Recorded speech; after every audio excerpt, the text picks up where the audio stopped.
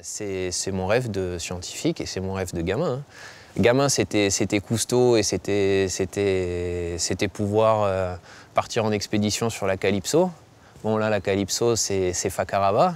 Et Cousteau, pour moi, c'est Laurent. C'est pas le bonnet rouge, mais c'est la combinaison rouge, c'est quasiment pareil.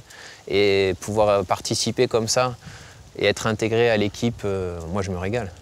Pour moi, c'est un de mes rêves qui se réalise, un de mes plus beaux rêves qui se réalise.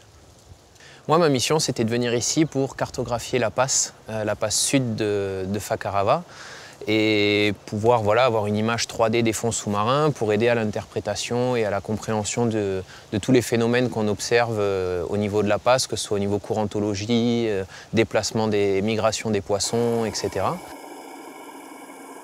On n'est pas du tout sur du gadget, on est sur quelque chose de scientifiquement très rigoureux. Et ça va nous permettre, cette campagne, finalement tout ce qu'on fait là, ça a peu de sens si on n'est pas capable de positionner comme ça dans l'espace les observations qu'on fait. La reproduction des mérous, c'est une chose, de les voir se reproduire, ça donne une belle image, etc.